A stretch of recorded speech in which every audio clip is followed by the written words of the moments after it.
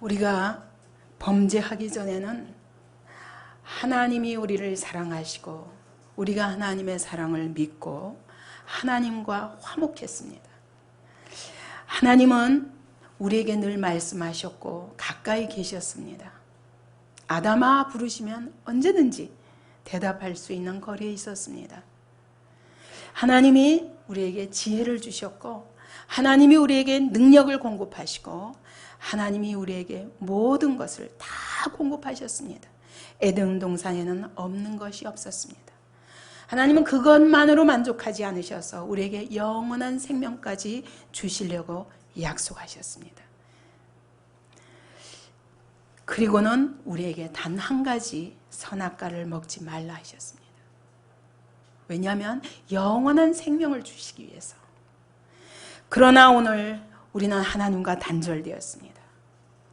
하나님을 닮았던 인격이 파괴되기 시작합니다. 하나님을 알았던 자가 하나님을 모르는 자리에 빠져버렸습니다. 하나님이 우리에게 능력을 공급하시고 지혜를 공급하심으로 그리고 이 세상을 통치할 수 있는 자로 살았는데 그만 무능한 자로 바뀌어버렸습니다. 자기 자신도 자기를 바꿀 수 없는 자리로 바뀌어버렸습니다. 그러므로 우리는 영원한 생명이 아니라 영원한 벌에 빠질 수밖에 없었고 우리의 삶에 죽어가는 고통과 불행을 당할 수밖에 없는 삶으로 바뀌었습니다. 그렇게 된 동기가 무엇입니까? 죄 때문입니다. 죄가 무엇입니까? 어느 날 사단이 와서 이렇게 말한 것입니다.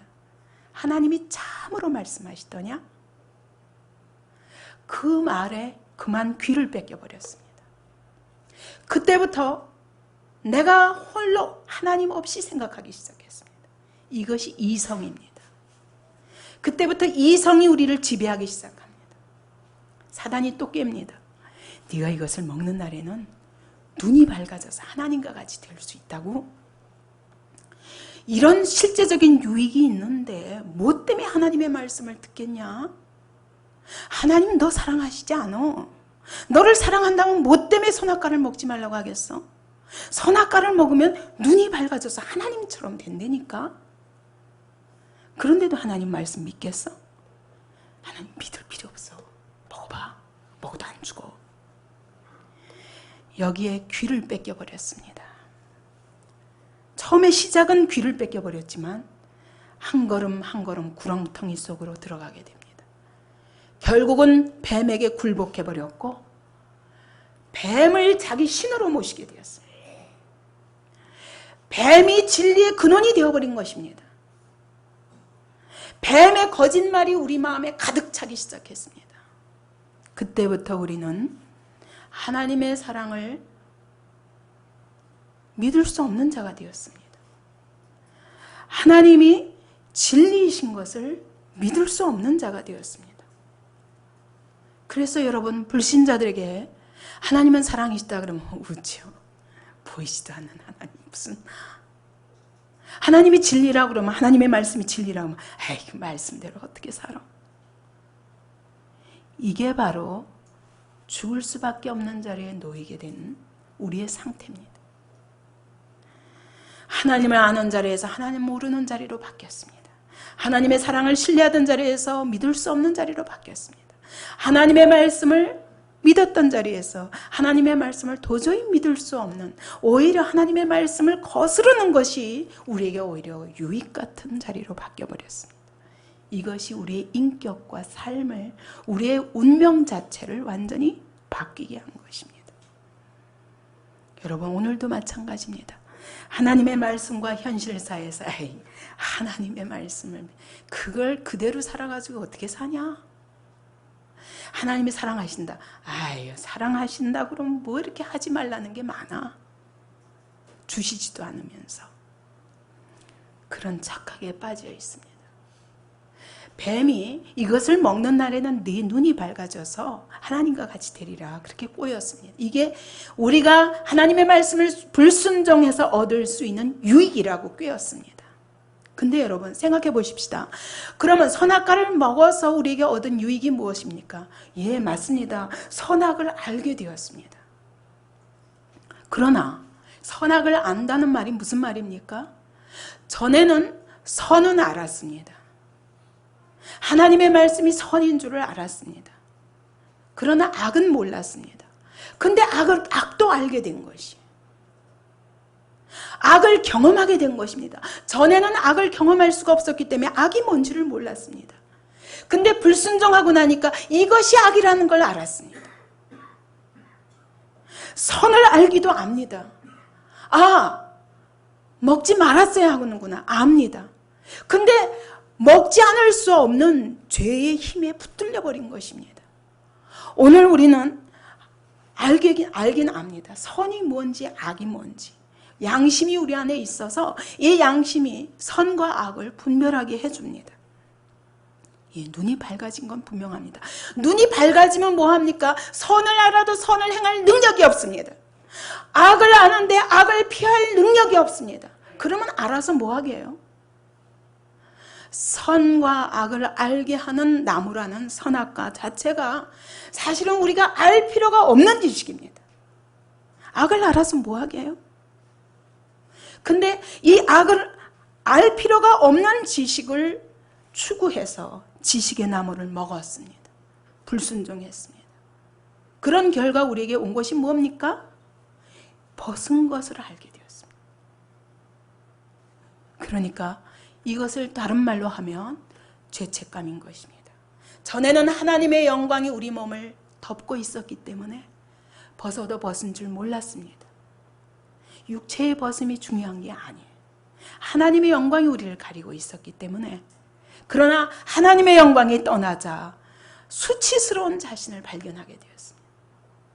그러니까 선악을 알게 하는 나무를 먹은 결과 눈은 밝아졌는데 그것이 우리에게 가져온 것은 수치심뿐입니다.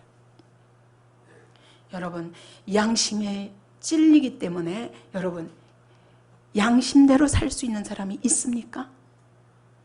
양심은 찌르는데 범죄하는 것입니다. 눈이 밝아져서 선과 악을 분별할 수는 있는데 선을 행할 능력도 없고 악을 이길 능력도 없는 것입니다. 이것이 우리 자신에 대해서 죄책이 되었고 죄책감을 불러오게 됩니다. 자기 자신에 대해서 분노하게 됩니다. 왜 그랬을까? 후회하게 됩니다. 그리고 자기 자신에 대해서 부끄러운 것입니다. 이건 누가 가르쳐줘서가 아닙니다. 우리 안에 있는 그냥 양심이 찔리는 것입니다. 왜냐하면 선악을 알게 되었기 때문에. 그래서 불순종의 결과 우리에게 온 것은 사단은 우리에게 하나님과 같이 되리라 했지만 그러나 그 결과는 죄책감밖에 남은 것이 없습니다. 이것을 또 다른 말로 하면 자기정죄입니다. 사람마다 다 열등감이 있습니다. 그 열등감이 뭡니까? 자기정죄감입니다. 자기 자신에 대한 혐오감입니다. 자기 자신에 대한 수치감입니다. 여러분, 오늘 우리는 그리스도인이기 때문에 회개하고 예수 믿고 죄사함 받았어요. 그렇기 때문에 우리는 죄책감이 없습니다. 그렇습니까? 우리도 여전히 죄책감에 시달리고 있습니다. 왜 그렇습니까? 분명히 예수 그리스도의 의의 옷을 입히시고 우리를 의롭다 하시고 이제는 네가 죄의 권세를 이길 정복할 힘이 있다. 왜? 예수의 권세가 네 권세가 되었으니까. 예수님은 죄를 이기시고 부활하셨다. 그러므로 그 권세가 너의 권세다. 죄를 물리쳐라. 사단을 이겨라. 그리고 거룩한 삶을 살아라. 그게 구원의 시작입니다. 근데 여러분 그렇게 살고 있습니까? 안 그렇잖아요. 분명히 예수의 의의 옷을 입고도 예수의 피로 씻음받고도 그리고 예수의 권세가 내 권세라고 믿으면서도 여전히 오늘도 죄에 굴복하고 있지 않습니까? 그렇기 때문에 그리스도인인데도 불구하고 우리 안에 죄책감이 있습니다. 어쩌면 더 큽니다. 왜냐하면 예수 모르는 자들은 나름대로 위로의 길을 찾습니다. 그러나 그리스도인들은 그럴 수 없습니다. 왜냐하면 하나님을 알기 때문입니다. 누구보다도 진리의 기준이 분명하기 때문에. 왜? 우리에게 성경이 있기 때문에. 오늘날은 죄책감이 무딘 시대입니다. 그렇기 때문에 죄책감은 문제가 안 된다 라고 말하기도 합니다. 워낙 죄에 중독이 되어버려가지고 영적 문둥병자들 같이 죄가 죄인 줄 알지 못해요. 그뿐입니까? 여러분, 오늘 우리가 접하는 모든 세상 문화가 무엇입니까? 죄를 합리화합니다. 뿐만 아니라 죄를 미화합니다. 불륜이 없는 소설이 있습니까? 불법을 미화시키고, 그리고 폭력도 미화시키고 정당화시키고 오히려 거기서 쾌감을 느끼고, 이게 영화요, 소설이요, 오늘날 문화가 아닙니까? 이런 것들 속에서 우리는 죄에 중독이 되어서 아주 무뎌졌습니다. 죄에 대해서 절대적으로 생각하지 않고 상대적으로 생각합니다. 이러다 보니 하나님 없는 인본주의 상담 심리학이 이렇게 부추깁니다. 죄책감은 가질 필요가 없는 것이야. 그것이 너를 주눅들게 하고 너를 자꾸 의기소침하게 만들기 때문에 극복해. 아니야. 모든 사람이 그렇게 살아. 하면서 우리를 점점 죄로부터 더 둔감하게 만듭니다. 근데 여러분, 여기 병원에 다리를 크게 다친 사람이 피를 철철 흘리면서 병원으로 찾아왔습니다. 자, 의사가 그래, 피가 철철 나는 것보다 더 중요한 것은 네가 고통을 느끼는 것이야.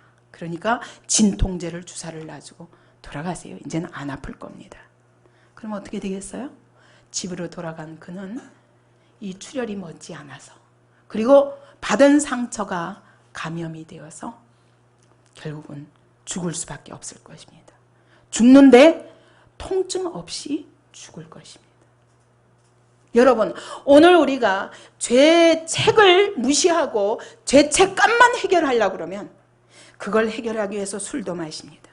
그걸 하기 위해서 뭔가 열심히 자기 성취를 통해서 죄책감만 해결하려고 합니다. 뭔가 취미생활에 빠져가지고 몰두하면서 죄책감을 잊어버리려 합니다. 이것은 근본 해결책이 아닙니다. 마치 피 흘리는 자 출혈을 먹게 하지 아니하고, 그리고 상처를 소독을 해주지 않고 집에 보내는 것과 똑같습니다. 그것은 결국 그를 고통 없이 죽게 만드는 것입니다. 오늘날 문화는 모든 인간을 죄에 대해서 고통을 느끼지 않고 죽어가도록 만드는 것입니다. 이것도 사단의 방법입니다. 죄책은 어디까지나 객관적입니다. 왜? 하나님 보시기에 죄는, 거기에 대해서는 반드시 죄는 책임이 따릅니다. 죄의 값은 사망이라 그랬어요. 이거를 치료해야 죄책감이 해결나는 거지. 죄책은 그냥 그대로 두고 괜찮아 이렇게 해가지고는 해결이 안 됩니다. 이 고통만 제거한다는 것은 그 영혼을 죽이는 것입니다. 분명히 죄는 값이 있습니다. 죄에는 죄책이 따릅니다. 그 죄책을 느끼는 것은 오히려 축복입니다. 여러분, 고통을 느끼는 것은 뭐예요? 몸에 뭔가 고통을 느끼면 이 고통이 바로 여기 신호를 알리는 거예요. 여기 문제 있다. 문제 있다. 가슴에 통증을 느끼면 여기 문제 있다. 가르쳐주는 겁니다. 근데 통증이 없으면 죽어가면서도 모르는 거예요. 암이 왜 무섭습니까? 통증 없이 심각한 자리까지 놓이기 때문에 돌이킬 수 없는 자리에 놓이게 되는 것입니다. 여러분, 고통은 감사한 것입니다. 우리 삶에는 반드시 고통이 필요합니다. 그래야 내가 문제를 느끼고 그 문제를 해결할 수 있고 그 문제의 원인을 해결할 수 있기 때문입니다. 여러분, 다윗이 언제부터 죄가 있었습니까? 다윗이 범죄하고도 밧세바 남의 아내를 취하고 임신한 것을 알게 되자 그 남편을 죽이기 위해서 전쟁터에 일부러 보내고, 그걸 아무리 은밀히 감추려도 안 되니까 결국 그 남편을 죽여버리고, 그리고 그 아내를 자기 아내로 삼습니다. 근데 그때까지 그는 죄책감을 느끼지 못했어요. 그러면 죄책도 없는 것입니까? 아닙니다. 그가 범죄한 그 시간부터 죄책은 있는 것입니다. 근데 그 자신은 느끼지 못했어요. 왜냐하면 잊어버리고 아무도 못 봤으니까. 그리고 하나님까지 속이고 있었습니다. 근데 나단 선지자를 하나님이 보내시니까 그때 비로소 죄책감을 느끼기 시작한 거예요. 그렇기 때문에 하나님과의 관계가 회복될 수 있었습니다. 하나님은 죄책에 대해서 유야무야 이렇게 해서 해결하지 않습니다. 그렇기 때문에 다윗을 분명히 용서는 하셨습니다. 용서는 하셨지만 죄책에 대해서는 분명히 그 삶에 고통이 임하게 하십니다. 그래서 하나님을 업신여긴 죄책에 대해서 심각히 다루심으로 그 밧세바와 가진 아이가 7일 만에 죽습니다. 뿐만 아니라 암논과 다말 사이의 문제, 그리고 그 암논을 미워해서 압살롬이 자기 형제를 죽인 일, 그걸 통해서 압살롬은 또 아버지를 반역하게 되고 집안에 피값을 계속 피 흘림이 있게 됩니다. 뿐만 아니라 그가 남의 아내를 취했던 것처럼 네 아내를 백주에 모든 백성이 보는 가운데 다른 사람이 취하게 하리라. 바로 아들이 취했어요. 아버지의 후궁을. 이러면서 그 가정에 재화가 끊이지 않습니다. 여러분, 오늘 우리가 죄책감을 가지느냐 안 가지냐 상관없이 죄는 반드시 책임이 따릅니다. 그 값은 반드시 있습니다. 근데 죄책감이 있어야 그 다음에 해결을 하게 됩니다. 그죠? 해결을 할 수가 있습니다. 레위기 4장 13절 14절 보십시다. 시작. 만일 이스라엘 온 회중이 여호와의 금령 중 하나라도 그릇 범하여 허물이 있으나 스스로 깨닫지 못하다가 그 범한 죄를 깨달으면 회중은 숫송아지를 속죄제로 드릴지니. 하나님은 분명히 여호와의 금령 중 하나라도, 그 얘기는 뭐냐면 하나님은 분명히 성경을 통해서 우리에게 뜻을 제시하셨습니다. 하나님의 뜻이 무엇인지, 우리가 해야 할 일과 하지 말아야 할 일과 그 기준을 분명하게 제시하셨습니다. 근데 우리는 못 깨닫고 있어요. 그런데 자기도 모르는 중에 범했습니다. 못 깨닫고 있다가 어느 날 깨닫거든 그때 그냥 있으면 안 되는 겁니다. 반드시 속죄제를 드리라고 말씀하십니다. 여러분, 우리가 하나님의 기준을 끌어내린다고 해서 내려지는 게 아닙니다. 죄는 반드시 값을 지불합니다. 하나님의 금령을 내가 모르는 중에 범했다 할지라도 거기에는 반드시 값이 따릅니다. 그렇기 때문에 우리가 하나님의 기준을 내리는 것은 방법이 아닙니다. 오히려 죄책감을 빨리 깨닫고 그리고 이 죄에 대해서 해결하고자 해야 됩니다. 하나님은 우리를 구원하실 때 우리를 예수의 피로 건지셔가지고 자 이제는 의롭다, 이제 네 맘대로 살아, 그러기 위해서 구원하신 거 아닙니다. 하나님의 구원의 목적이 뭐예요? 우리를 죄에서 건져서 깨끗하게 예수의 피로 씻으시고 그리고 이제는 내가 죄와 사망의 권세를 이겼으니 너희도 이길 수 있다. 그리고 우리에게 이제는 의의 삶, 거룩한 삶을 살도록 우리를 부르셨습니다. 그렇기 때문에 자기 뜻대로 살던 사람이 이제는 하나님의 뜻대로 사는 사람으로 바뀌게 하신 것입니다. 전에는 죄의 종로로 타던 사람이 이제는 의의 종로로 하고 살도록 하나님이 바꾸신 것입니다. 그렇기 때문에 그리스도인들이 하나님의 말씀의 기준을 아마 어떻게 이대로 살아, 아무리 그래도 여러분 하나님의 말씀이 마지막 날에 우리를 심판하실 것입니다. 예수께서 말씀하시기를 나는 너희를 죄를 사해주러 왔지만 마지막 날에 너희를 심판할 이가 있으니 내 말을 받지 않는 자에 대해서 심판할 이가 있으니 그것이 뭐라고? 곧 내 말이니라 그러셨어요. 결국은 하나님의 말씀대로 우리는 심판을 받을 수밖에 없습니다. 그러므로 여러분 이 죄책은 죄에 대해서 하나님이 말씀하시는 모든 금령에 대해서 우리가 심각히 다뤄야 됩니다. 그러나 이 죄책감은 여기서 끝이 아닙니다. 하나님은 이 죄책감을 느끼는 것으로 끝이 아닙니다. 왜냐하면 죄책감을 느껴도 우리가 우리 힘으로는 해결할 수가 없습니다. 죄책감을 느끼는 것에 대해서 하나님은 우리는 죄인입니다. 다 태어날 때부터. 그렇기 때문에 죄책이 있을 수밖에 없고 또 죄책감이 있을 수밖에 없습니다. 근데 여기에 대해서 하나님이 해결책을 주셨는데 그게 뭡니까? 그게 뭡니까? 회개예요. 회개하고 용서받고 다시 시작하자. 이것이 하나님의 방법입니다. 근데 우리는 그것도 싫어하는 게 바로 이 사단의 종이에요. 하나님은 죄책감을 통해서 죄의 결과 우리가 죄책감을 느끼게 되는데 이 죄책감을 통해서 빨리 다시 하나님 앞에 나올 길을 열어주시는 것입니다. 이제는 죄책을 깨달았으면 그러면 이제는 처리하라는 것입니다. 그래서 회개를 원하십니다. 그런데 여러분 오늘 본문을 보니까 아담이 회개합니까? 안 합니까? 회개하지 않고 어떤 방법을 택합니까? 어떤 방법? 무화과 나뭇잎을 엮어서 자기의 수치를 가립니다. 옷이 필요한 거예요. 덮어야 되는 거예요. 덮어집니까? 안 덮어지는 거예요. 우리는 어차피 죄인이기 때문에 옷이 필요합니다. 우리의 죄를 가려야 할 옷이 필요합니다. 근데 문제는 어떤 옷을 입느냐가 문제인 거예요. 내가 막 만들어서 엮어서 입은 옷 가지고는 절대로 가려지지 않는 거예요. 가려졌더라면은 아담이 하나님이 오셨는데 무화과 잎으로 가리고 하나님의 눈을 가릴 수 있었다면 그가 도망갔겠습니까? 동산나무 사이에 숨었겠습니까? 안 가려지는 겁니다.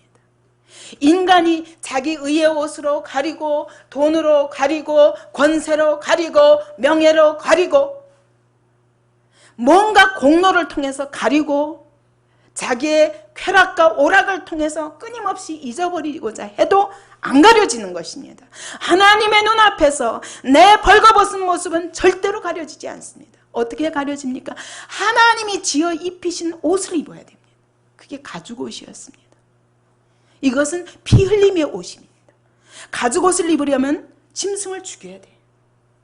그래서 예수께서 오시기까지 이 짐승의 옷을 입히셨습니다. 피의 옷이에요. 나중에 예수께서 오셔서 그분이 이 짐승 대신 그분이 죽으시고 그리고 우리를 영원히 한 번 예수 그리스도의 옷을 입으면 다시는 죄 없다 하시고 그리고 의롭다 하시는 그 하나님의 완전하신 옷을 입혀주시는 겁니다. 이 옷을 입기 전에 자기가 만든 옷 가지고는 안 돼요. 우리는 이 옷을 가리기 위해서 이 자기가 만든 옷으로 가리기 위해서 어떻게 합니까? 종교를 만듭니다. 학문을 만듭니다. 예술을 만듭니다. 그걸 통해서 열심히 가려보고자 하나 우리 지난주에 봤잖아요. 철학 역사를 봤잖아요. 얼마나 그 말이 안 되는 논리를 가지고 수천 년 동안 나름대로 철학으로서 인간의 의를 만들어 보려고 했습니다. 실패뿐입니다. 여러분, 절대로 죄책감은 치료되지 않습니다. 죄책도 없어지지 않습니다. 죄책이 없어지기 전에는 죄책감은 우리가 눈 가리고 아웅한다고 해서 없어지는 것이 아닙니다. 절대로 인간이 만든 어떤 옷으로도 우리의 수치는 가려지지 않습니다. 무화과 나뭇잎이 하나님을 불꽃 같은 하나님의 눈에서 아담을 절대로 가리워 줄 수 없었습니다. 그렇기 때문에 아담은 자기 정죄에 빠지고 자기 혐오에 빠졌습니다. 치마를 입었는데 여전히 벗어있는 자기를 발견하면서 하나님으로부터 숨어버리는 것입니다. 왜 하나님으로부터 도망갑니까? 왜 도망갑니까? 이거를 도저히 벌거벗은 몸으로 하나님 앞에 있을 수가 없어요. 네, 지금 아무리 피해도 마지막 날 심판대 앞에서 우리는 그분 앞에 설 수밖에 없습니다. 그렇기 때문에 죄책감을 피하기 위해서 끊임없이 도망다니는 것은 해결책이 아닙니다.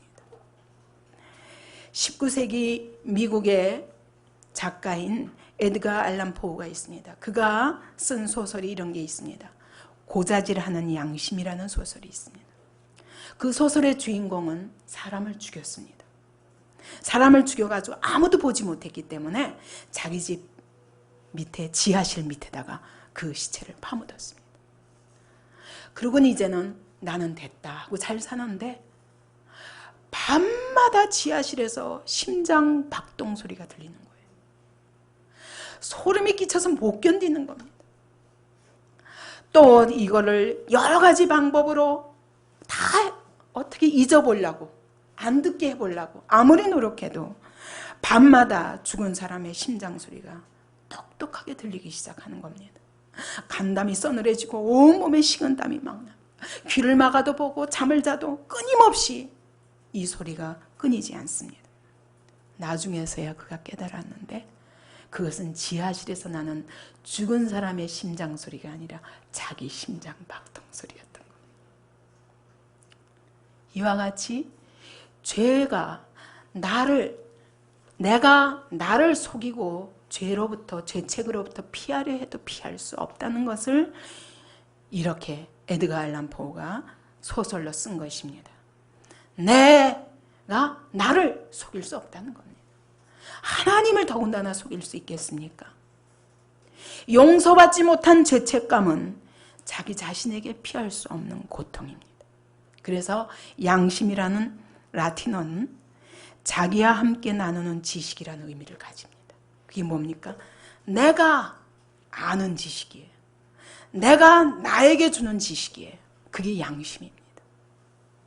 이 양심으로부터 우리는 자유로울 수 없기 때문에 죄책을 피할 수 없습니다. 그렇기 때문에 어차피 피할 수 없으면 어떻게 해야 돼요? 빨리 예수께 갖고 나가야 됩니다. 여러분, 우리가 이렇게 얘기하면 나 예수 믿었기 때문에 난 다 해결했어.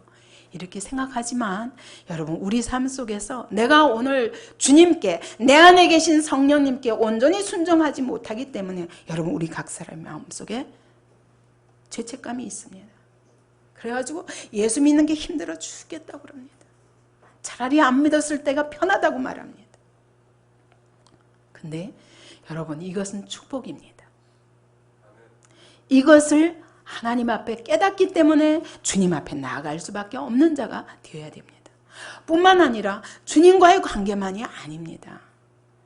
오늘 하나님이 분명히 죄를, 이제까지 죄는 다 없다 하시고 이제부터 내가 너에게 죄를 이길 권세도 주었다. 이 죄를 정복하면서 멋있게 예수님처럼 살아라. 그리고 우리를 세례를 베풀어 주셨습니다. 세례는 이제 나 옛사람은 죽었습니다. 이제는 내 안에 새 사람이 있습니다. 누구냐?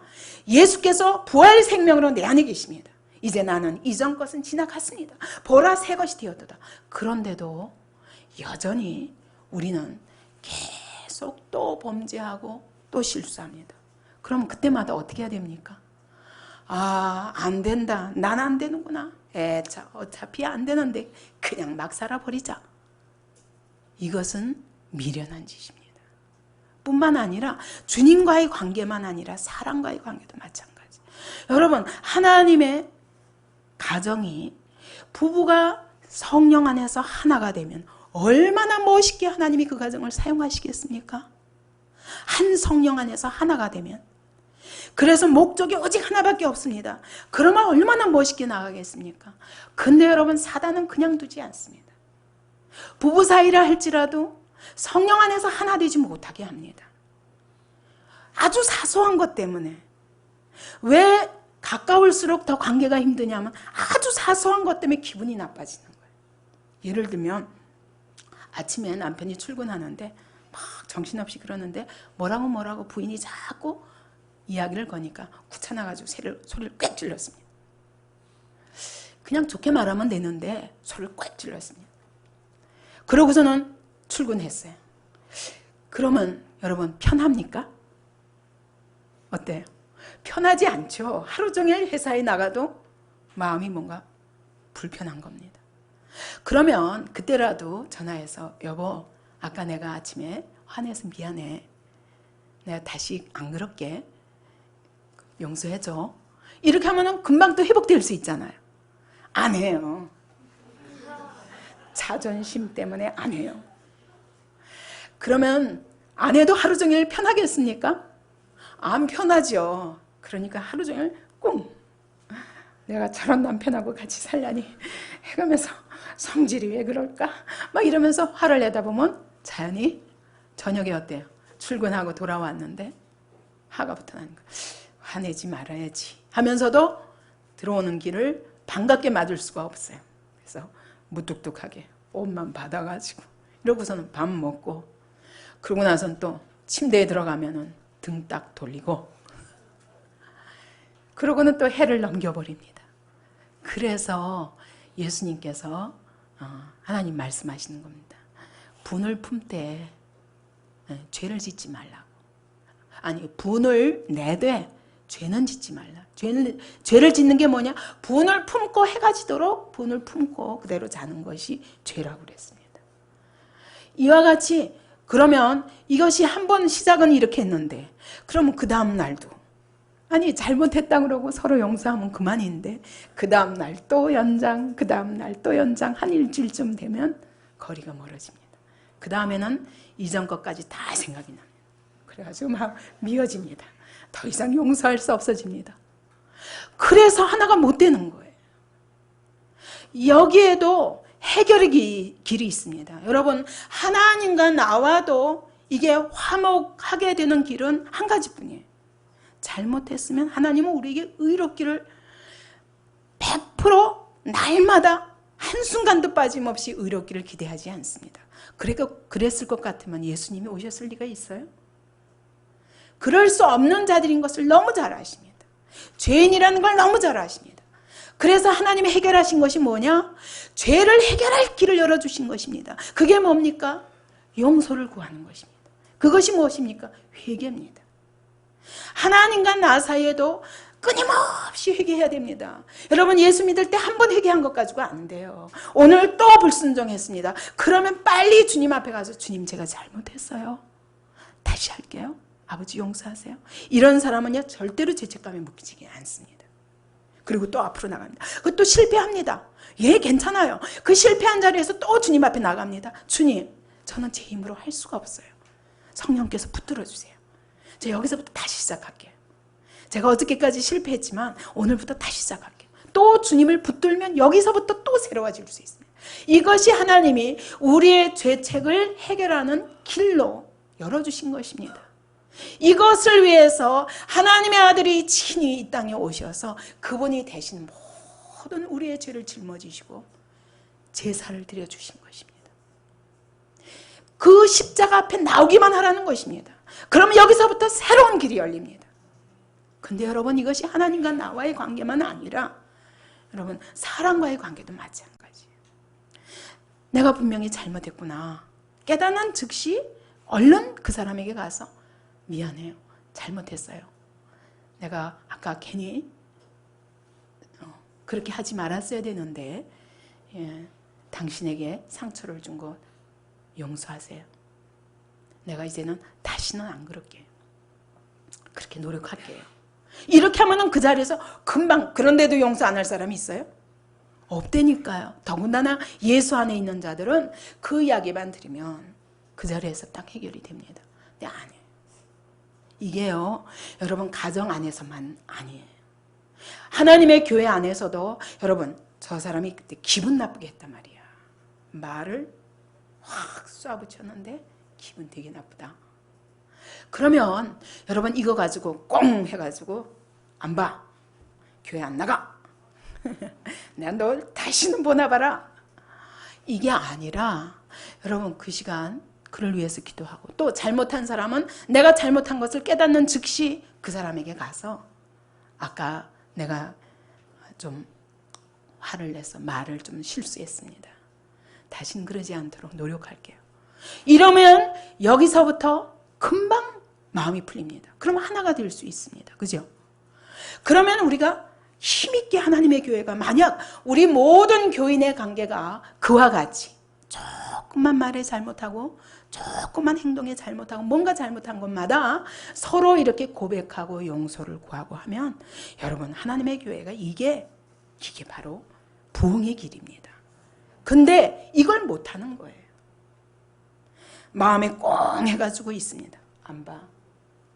그러기 시작하면 그때부터 사단은 우리 사이를 비집고 들어와서 거리를 점점 멀게 합니다. 그래서 요만한 문제를 이만하게 만들어 버립니다.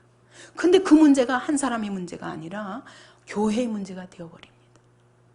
여러분 이래서 수많은 교회들이 교회 안에서 목사와 장로가 싸우고 장로가 싸우고 교회가 찢어지고 나뉘어지고 하나 되지 못함으로 인해서 힘있게 한 목표를 향해서 나아갈 수 없어요. 맨날 자기 죄책감 속에. 그런데 사실은 자기도 자유하지 않거든요. 근데 자유하지 않으면 그걸 하나님 앞에 갖고 나가서 십자가 앞에 갖고 나가서 금방 해결하면 그러면 다시 우리에게 기쁨도 주십니다. 다시 그 사람을 더 사랑하게 돼요. 근데 그게 아니라 꽉 품고 그리고는 겉으로는 아닌 척하면서 마음이나 한 구석에 이렇게 꼬여 있으면 그러면 이것이 우리로 하여금 계속 내 안에서 이 죄책감과 싸워요. 사실은 이렇게 하면 안 되는데 근데 안 되는 거예요. 이런 것들이 너무 사소한 것들이 그리스도인이 거룩과 의의 열매를 맺으며 살지 못하게 하는 사단의 틈을 주는 거예요. 그래서 하나님께서도 다윗에게 뭐라고 말씀하셨습니까? 네가 하나님을 업신여겼다. 하나님을 업신여겼다고 말씀하십니다. 그러면서 하나님이 벌 주고 싶어서 벌 주는 게 아니라 여호와의 원수가 회방할 거리를 얻도록 네가 빌미를 주었다고 말씀합니다. 여러분, 다윗이 그렇게 가정에 끊임없이 칼부림이 있고 그리고 그의 삶에 고통과 그 집에 재화가 있는 것은 하나님이 주신 게 아니에요. 여호와의 원수로 해방할 거리를 얻게 한 것입니다. 이러므로 여러분, 오늘 우리는 하나님과의 관계든 또 우리 사람과 사람과의 관계든 이 모든 것에서 조금이라도 불편한 마음이 있으면 아, 이게 자기 정죄구나. 이것이 죄책감이구나. 왜 죄책감이 생기냐? 이거는 내 죄 때문이구나. 저 사람이 아니라 그 때문에 내가 빨리 이것을 들고 해결해야 됩니다. 십자가 앞에 나가고 그리고 사람과의 관계면 금방 사람에게 나가야 됩니다. 이렇게 하는 것이 바로 믿음의 사람이에요. 근데 우리는 계속 그 다음에 이 옷을 입어도 가릴 수가 없었습니다. 그 다음에 어떻게 해요? 하나님으로부터 도망가 버립니다. 그래가지고 숨어버립니다. 어디에 숨냐? 하나님으로부터 숨는 사람은 불신자들은 종교에 숨어버립니다. 근데 이 종교는 하나님으로부터 도망할 도피 장소를 마련해 주는 거예요. 그렇기 때문에 그 안에 있는 것만큼 하나님으로부터 하나님께 다시 돌아갈 기회가 없는 겁니다. 어떤 사람은 이 관계를 해결을 하지 못하니까 어떻게 해결하냐? 잊어버리기 위해서 일 중독에 걸려버립니다. 계속 특히 남자분들이 이거 잘하죠. 집에도 안 들어가요. 승진하고 돈 벌고 이름 얻고 여기서 자기 만족을 얻음으로 영원히 하나님으로부터 숨어버리려 합니다. 숨을 수 없습니다. 언젠가는 하나님을 한 번은 만나야 됩니다. 그때 후회하지 않으려면 지금 만나야 됩니다. 지금. 내가 꺼림이 있을 때 이때 만나야 됩니다. 어떤 사람은 취미생활에 빠집니다. 그래서 아침부터 저녁까지 골프, 아침부터 저녁까지 내가 즐거운 것, 그것을 따라서 거기다가 모든 자기의 그걸 즐거움을 다 걸고 거기에 도피해버립니다. 이런 것들이 바로 중독에 걸리게 하는 것입니다. 여러분, 자기 양심에도 자기가 무화과 나무 잎으로 가린 것이 만족이 안 되기 때문에 하나님으로부터 숨어버린다면 하물며 하나님의 불꽃 같은 눈앞에서 우리가 하나님의 공의 앞에서 하나님 만족시킬 수 있겠습니까? 없습니다. 그렇기 때문에 여러분, 오늘 우리는 하나님으로부터 숨을 수 없는 자들입니다. 시편 139편에 주의 신을 떠나 내가 어디로 가냐? 내가 어디에 숨겠느냐? 하늘 저 끝에 올라갈지라도 거기도 계시며 음부에 내 자리를 펼지라도 거기도 계시고 저 바다 끝으로 도망갈지라도 거기도 계시고 주님의 손이 미치지 않는 곳이 없다고 말씀합니다. 우리가 어떻게 하나님으로부터 도망할 수 있습니까? 할 수 없습니다. 근데 사단은 도망할 수 있다고 믿게 만드는 것입니다. 도망하지 맙시다.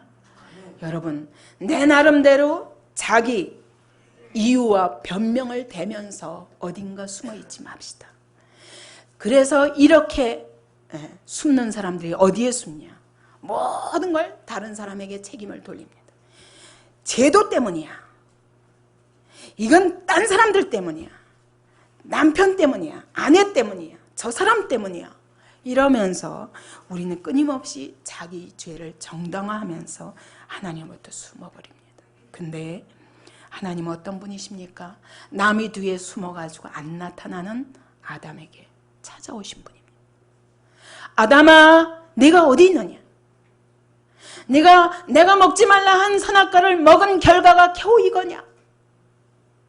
네가 나로부터 숨을 수밖에 없는 이 자리에 네가 있느냐? 숨어도 숨을 수 없다. 난 너를 보고 있는데. 그것이 너의 삶에 어떤 결과를 가져오겠냐? 내 운명에 어떤 결과를 가져오겠냐? 넌 숨을 수 없다. 나와라. 나와라. 하나님은 우리가 하나님부터 숨은 데서 이끌어내셔서 뭐 하시려고? 나를 때려주시려고? 회복시키시려고. 하나님과의 관계를 다시 회복시키시고 죄책감 때문에 괴로워하는 우리를 거기서 끄집어내셔서 죄책감으로부터 자유하고 죄의 책임으로부터 자유하여서 하나님이 너를 위하여 어떤 십자가의 사랑을 준비하셨는지 믿고 하나님의 사랑 앞에 사랑의 품에 들어와 안기도록 하시기 위해서 찾아오신 하나님이십니다. 여러분 오늘 어디 가서 숨어 있습니까? 내 안에 이러면 안 되는데 하면서도 여전히 고집하고 있는 것이 있습니까? 빨리 내려놓으십시오. 회개하십시오. 회개는 일생에 단 한 번 하는 게 아닙니다. 그것은 하나님과 나와의 관계 속에서 내가 여태까지 내가 내 삶의 주인이었지만 내가 이제까지 죄의 종노릇하고 사단의 종노릇하고 살았지만 이제는 예수님을 나의 삶의 구주로 모심으로 이제는 하나님이 나의 주인이심을 고백합니다. 이건 단 한 번 합니다. 그러나 그렇다고 사람이 바뀝니까? 입술로 고백했는데 실제로 삶과 인격 속에는 그렇지 못하기 때문에 여러분 날마다 자백하는 일이 필요한 것입니다. 그래서 요한일서 말씀처럼 만일 우리가 우리 죄를 자백하면 저는 미쁘시고 의로우사 믿을 만한 분입니다. 자백하기만 하면 그분이 우리 죄를 다 사해 주시겠다고 말씀하십니다. 뿐만 아니라 내 안에 쌓인 불의에서 나를 깨끗게 해주심으로 죄책감에서부터도 자유할 수 있도록 해주십니다. 그리고 여기서부터 다시 시작할 수 있도록 도와주시는 분이 바로 그분이십니다. 하나님 안에서만 도피처가 있다. 네가 어디 가서 숨어도 하나님으로부터 숨을 수 없다. 하나님만이 너의 영원한 도피처다. 예수의 십자가만이 너의 영원한 도피처다 라고 말씀하시는 겁니다. 여러분 오늘 여러분 안에 양심의 가책이 있습니다. 분명히. 내가 믿음으로 산다 그러면서 끊임없이 세상을 의지하고 자기 정욕을 쫓아가고 심지어 술, 담배도 끊지 못하고 그러면서 여러분 성령의 열매를 기대하십니까? 문제는 그거예요. 여러분 술 먹는 게 죄냐 담배 먹는 게 죄냐 성경에 어디 있냐 이런 사람들 제가 많이 봤어요. 근데 문제는 분명합니다. 여러분이 술 취해 있는 동안 절대로 성령 충만은 오지 않습니다. 여러분이 담배 충만한 시간 하나님의 성령께서 여러분을 절대로 도우시지 않습니다. 여러분의 인격과 삶에 절대로 거룩한 열매를 맺을 수 없습니다. 그래서 끊어야 되는 거예요. 우리는 십자가 안에서만 안식이 있습니다. 십자가 안에 들어간다는 건 무슨 말입니까? 잘못을 신하라는 거예요. 즉시 회개하라는 거예요. 내가 이 자리에 계속 있을 수는 없다. 빨리 돌이켜야 되겠다. 빨리 방향 전환을 하라는 것입니다. 이렇게 할 수 있는 도피처가 바로 예수의 십자가입니다. 그 예수 십자가 안에 들어가기만 하면 하나님이 이제껏 있었던 거 다 없다. 그리고 여기서부터 다시 출발하게 하시는 것입니다. 이제 우리 삶 속에서 끊임없이 실패함으로 주님과 관계에서 실패합니다. 불순종이 쌓이다 보면 내 안에 주님과 거리가 멀어집니다. 그러면서 주님은 날 사랑하시지 않는다. 주님이 나에게 능력을 안 주셨다 말합니다. 아담도 그랬어요. 하나님 네가 어찌하여 그걸 먹지 말라는 선악과를 먹었냐 그랬더니 아담이 뭐라고 그래? 하나님이 내게 주신 그 여자. 그 얘기는 뭐예요? 하나님 당신이 그렇게 했잖아요. 그 얘기예요. 하나님이 이 여자를 주셔가지고 그랬다니까요. 이 여자가 제게 줌으로 내가 먹었나이다. 그 얘기 속에는 하나님도 원인 제공자요 하와도 원인 제공자 나는 아니라는 겁니다. 그러니까 하와에게 또 가셨습니다. 그랬더니 하가 뭐라 그래? 뱀이 그러므로 나를 꿰물어. 아니 뱀이 꿰는데 꿰일 때 사과를 따다가 내 입에 넣어주던가요? 하와 입에? 아니에요. 뱀이 깬 것은 말로 꿰었습니다. 근데 따서 내 입에 넣고 남편 입에도 넣어준 것은 누굽니까? 하와입니다. 근데 난 책임 없다는 거. 핑계대지 마십시다. 여러분, 내가 지금 있는 자리가 하나님이 기뻐하시는 자리가 아니면 무조건 이 자리에서 빨리 돌이키시기를 바랍니다. 이게 바로 십자가 앞에 나아가는 것입니다. 그래서 마지막으로 우리는 이렇게 자기 정죄를 하면서도 자기를 고치지 못하는 이것이 우리의 손과 발을 묶어가지고 의와 거룩한 열매를 맺지 못하게 하는 것입니다. 그래서 어떻게 하면은 하나님과 관계를 회복하고 이웃과 관계를 회복하고 어떻게 죄책감 없이, 죄책감 없으면 어때요? 요한일서에 그랬습니다. 3장 21절에 만일 우리 마음이 우리를 책망할 것이 없으면 하나님 앞에서 담대함을 얻는다 그랬어요. 우리가 내 자신이 나를 책망할 것이 없으면, 양심에 찔리는 것이 없으면 담대해집니다. 세상에 당할 수 없는 그런 믿음의 사람이 될 수 있습니다. 근데 뭐 때문에 이것을 놔놓고 여 안에다가 끄림직하게 내비두고 사단이 내 발목을 묶게 만듭니까? 우리 여기서 자유해야 됩니다. 그러기 위해서 우리가 해야 할 방법이 있습니다. 하나님은 무조건 깨어진 관계를 회복하는 도구를 한 가지로 말씀하셨습니다. 그게 뭡니까? 회개하고 용서를 구함으로 화목해 되는 것입니다. 그래서 첫 번째, 회개하고 용서를 구하고 다시 화목한 관계로 회복하기 위해서 4가지 단계가 필요합니다. 첫째는 여러분 무조건 인정해야 돼요. 내가 잘못한 것을 인정해야 됩니다. 솔직하게 시인해야 됩니다. 변명하지 마세요. 합리화하지 마세요. 내가 그때는 그랬어. 뭐 그럴 수밖에 없었어. 왜 계속 그거 가지고서는 뭐라 그래? 내가 그때 왜 화냈냐고? 나 그때 잠도 못 잤다고. 하루 종일 밥도 굶었다고. 회사에서 얼마나 스트레스 받았는 줄 알아? 그런데 왜 집에 와서도 잔소리야? 이거는 여러분 변명이요 합리화입니다. 그냥 소리 지르고 잘못했으면 잘못한 것으로. 내가 사실은 그래서 근데 미안해. 다시 안 그럴게. 왜? 분내는 것은, 성내는 것은 하나님의 의를 이루지 못한다고 하셨기 때문에 하나님의 말씀에서 성내는 것이 죄면 그걸로 끝나야 돼요. 아 미안해. 잘못했습니다. 용서해. 다시는 그렇게 그런 방법으로 해결하지 않을게요. 이러면 됩니다.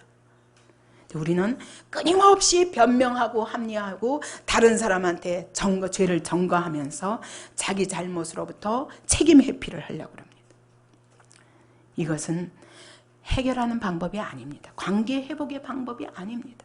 하나님 앞에도 그때는 하나님 이래서 그랬고 저래서 그랬고 저래서 불순종했어요. 이거는 이유가 되지 않습니다. 하나님이 순종하라 하면 순종하는 거예요. 못했으면은 하나님 앞에 저의 이런 연약함을 불쌍히 여기시고 용서해달라고 인정해야 됩니다. 다윗이 그랬어요. 그가 숨기고 있는 동안에 너무너무 괴로웠어요. 그걸 언제 알았냐면 하나님이 나단 선지자를 통해서 네가 바로 그 죽일 놈이다. 그렇게 말씀하셨을 때 비로소 그가 깨달았어요. 그래서 시편 32편에 이렇게 고백합니다. 내가 내 죄를 토설치 아니할 때에 내 뼈가 쇠하였나이다. 뼈가 마르더라는 거예요. 토설하지 않은 죄가 내 안에 있어서 이 죄책감이 내 뼈를 마르게 하더라는 겁니다. 내 진액을 마르게 하더라는 겁니다. 내가 주님 앞에 내 죄를 다 아뢰고 내 죄악을 하나도 숨기지 않겠사오니 그럴 때 주님께서 내 죄를 사하셨나이다 라고 고백합니다. 여러분 무조건 인정해야 됩니다. 내가 잘못한 것에 대해서 무조건 시인해야 됩니다. 변명하지 마십시오. 그리고 정말 주님과 그리고 그 사람과 관계 회복이 최고의 목적이 돼야 됩니다. 그렇게 하기 위해서 더 이상 자기 연민에 빠지지 말고 자기 정죄를 변명하고 피하려 하지 말고 시인하십시오. 두 번째로 시인한 거로 끝나는 게 아니에요. 여러분, 회개는 시인하는 것으로 끝나는 게 아닙니다. 어떻게 해야 됩니까? 이 잘못을 버려야 됩니다. 상대방도 용서를 하고 싶어도 여러분, 용서하려면 버리는 게 확인이 돼야 됩니다. 다시는 행하지 않기로 결심해야 됩니다. 근데 우리는 잘못했어. 거기까지는 신했어요. 근데 난 그렇게 말하고 싶지 않아. 왜냐면 또 기회만 있으면 또 죄를 저지를 거니까. 내가 담배를 피우는 것이 죄라고 시인하고 싶지 않아. 왜냐면 또다시 피울 거니까. 끊고 싶지 않아. 아직은 담배에게 의존하고 싶어. 이런 것 때문에 아직은 그 똑같은 죄를 내가 끊기 싫어. 아직은 그것이 내게 중요하니까. 이런 사람은 용서가 안 돼요. 근데 사실은 상대방이 용서해도 자기 자신이 용서가 안 됩니다. 내가 나를 용서할 수 없는 게 자책감이에요. 이건 하나님이 주신 것입니다. 뿐만 아니라 우리는 또 이렇게 다시는 이렇게 안 하고 이 잘못을 버리겠다고 말할 수 없는 이유 중에 하나가 변화될 능력이 없는 겁니다. 나도 끊고 싶어. 근데 안 되는 걸 어떡하란 말이야. 이게 우리의 변명. 분명히 내가 또 그럴 거니까. 근데 여러분, 그거는 믿음이 없는 것입니다.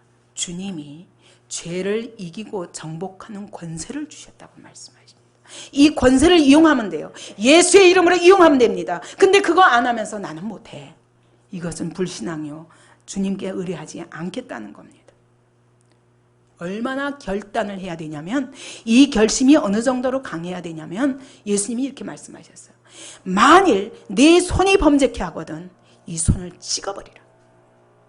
네가 한 손이 없이 천국에 가는 것이 두 손을 가지고 지옥 가는 것보다 나으니라. 만일 내 발이 너를 범죄케 하면 이 발을 찍어버리라. 내가 한 발을 가지고 천국 가는 것이 두 발을 가지고 지옥 가는 것보다 나으니라. 만일 내 눈이 범죄케 하거든 이 눈을 뽑아버리라. 왜냐하면 눈이 없이 천국 가는 것이 두 눈을 가지고 지옥 가는 것보다 나으니라. 이 정도로 결단하라는 거예요. 여러분, 이걸 하는 게 힘듭니까? 이걸 하고 나면 얼마나 기쁜지 아십니까? 죄책감으로부터 자유가 우리를 얼마나 훨훨 날아다니게 하는 줄 압니까? 하나님이 깨끗하다. 내가 순종했구나. 그래, 내가 나를 사랑하는구나. 내가 내 말씀을 업신여기지 않는구나 하고 하나님이 기뻐하시는 그 기쁨만큼 내 기쁨이 큽니다. 그때 의를 더욱 행할 수 있는 힘이 생깁니다. 결단하시기 바랍니다. 더 이상 죄를 합리화하고 변명하고 질질 끌지 마십시오. 이것은 사단의 방법입니다. 결단하십시오. 주님이 찍어버리라 말씀하십니다. 뽑아버리라 말씀하십니다. 그것이 우리에게 더 큰 기쁨이요, 더 큰 능력이 될 줄로 믿습니다. 알코올 중독, 끊고 싶지만 안 돼. 그러다 결국 그것으로 죽어갑니다. 이것뿐만 아니에요. 꼭 예배에 지각하는 사람은 항상 지각해. 예배를 조금이라도 5분이라도 일찍 오면 큰일 나는 줄 알아요. 맨날 지각합니다. 여러분, 결단해야 돼요. 결단해야 돼요. 하나님 앞에서 이건 안 되겠구나 하면은 결단해야 됩니다. 그래서 이렇게 결단할 적에는 여러분, 우리가 도저히 끊을 수 없는 유혹에 대해서 모든 길을 차단해야 됩니다. 맨날 쇼핑 중독에 걸려있는 사람 백화점 근처도 가지 마십시오. 맨날 더러운 음욕에 차 있는 사람은 성욕을 자극하는 그런 영화 보지도 마십시오. 폭력 영화, 술이나 마약이나 이런 것에 취해 있고 중독되어 있는 사람은 나쁜 친구들을 다 끊으시기 바랍니다. 이게 버리는 거예요. 이걸 버리고 그리스도께 전폭적으로 의뢰할 때 하나님이 도와주십니다. 이래도 안 되면 여러분, 옆에 사람에게 선포하세요. 나 이거를 이겨야 되겠는데 나 이길 수 있도록 도와주십시오. 그래서 자기 죄를 하나님께만 아니라 사람에게는 쉬쉬하고 하니까 사람의 눈에 들키지 않으면 여전히 똑같이 반복하는 겁니다.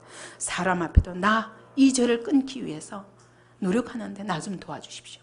성숙한 그리스도인에게 도움을 구하시기 바랍니다. 그리고 같이 기도하시기 바랍니다. 이 정도 돼야 진짜 끊기로 결단하는 거예요. 사단은 너무 잘 알아요. 우리가 내 안에 아직도 결심하지 않고 이렇게 뭔가 줄을 이어놓은 줄이 있으면 계속 그 줄을 통해서 우리를 흔듭니다. 결단하시기 바랍니다. 세 번째로 해야 될 것은 가서 상대방에게 가서 용서를 구하는 것입니다. 그 얘기는 뭐냐면 용서를 구하기 전에는 상대방이 얼만큼 결심하고 얼만큼 그 죄로부터 자유케 되기로 결단을 했는지 확인할 수가 없어요. 그러면 용서가 안 됩니다. 그럼 관계 회복이 안 돼요. 주님께도 나가서 여러분 분명히 입술로 시인하십시오. 주님, 제가 잘못했습니다. 제 안에 있는 이 죄에 대하여 하나님 완전히 끊기를 원하니 주님 도와주십시오. 분명히 입술로 시인해야 됩니다.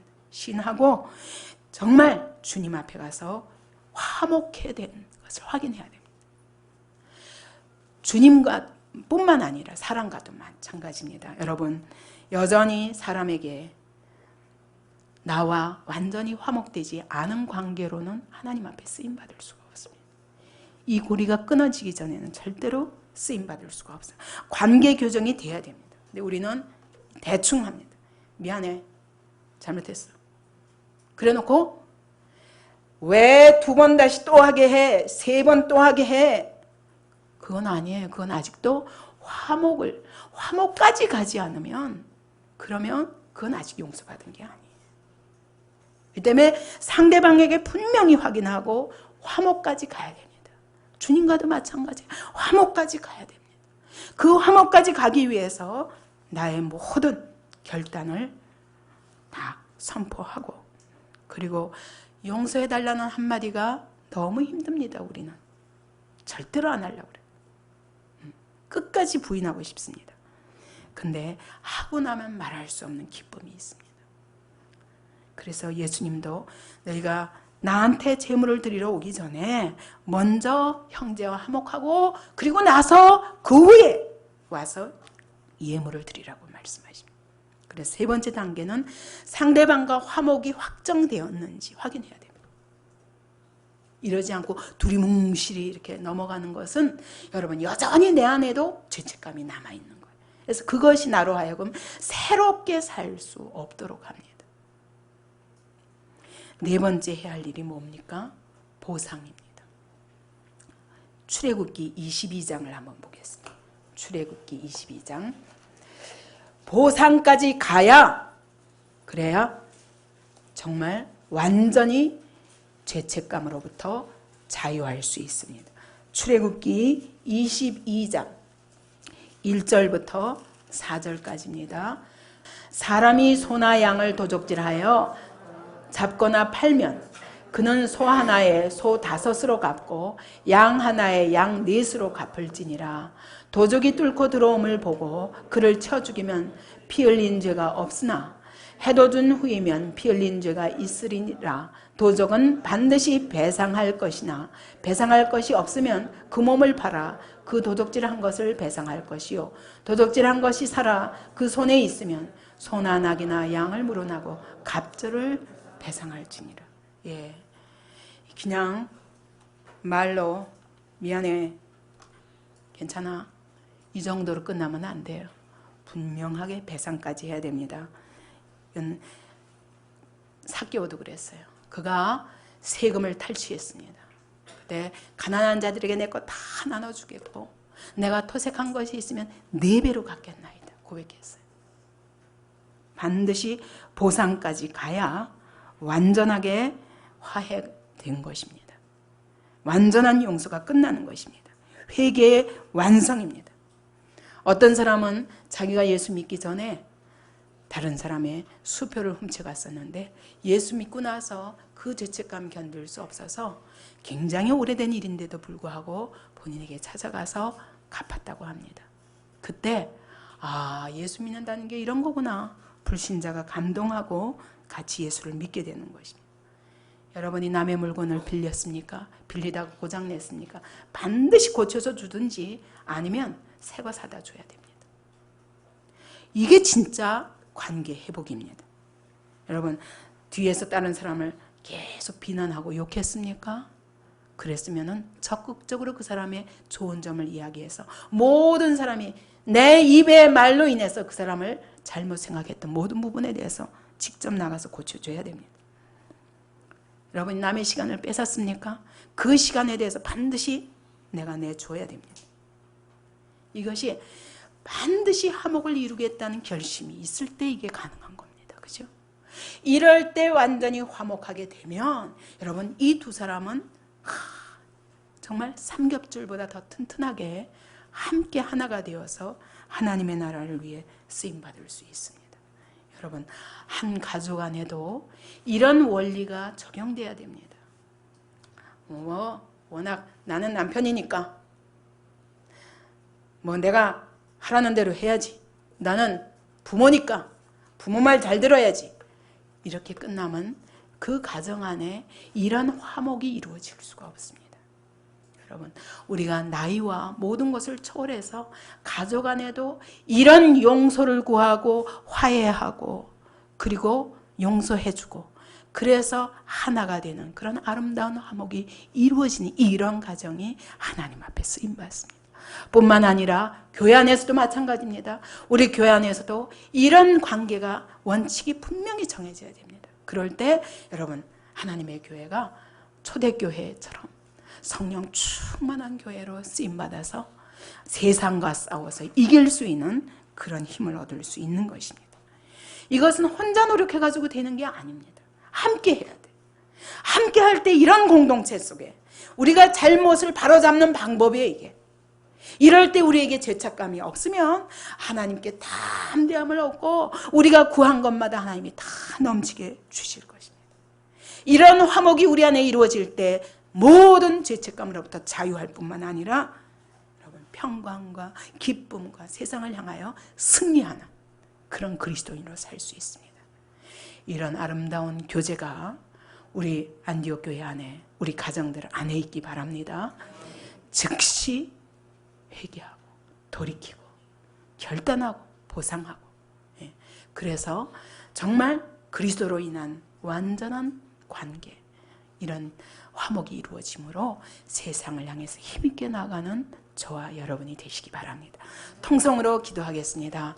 그동안에 우리가 얼마나 죄를 합리화하고 변명하고 전가하면서 끊임없이 자기의 지금 잘못된 자리에 있는 거 알면서도 인정하지 않고 그 죄를 오래 계속 유지하고 그 죄책감 때문에 눌려 있으면서 하나님과의 관계를 회복하지 못하는가, 이 부분에 대해서 용서를 구하시기 바랍니다. 그리고 여러분이 깨닫는 대로 여러분이 생각나는 사람이 있으면 그를 위해서 기도하고 또 그를 위해서 이런 관계를 회복하기로 결단하시기 바랍니다.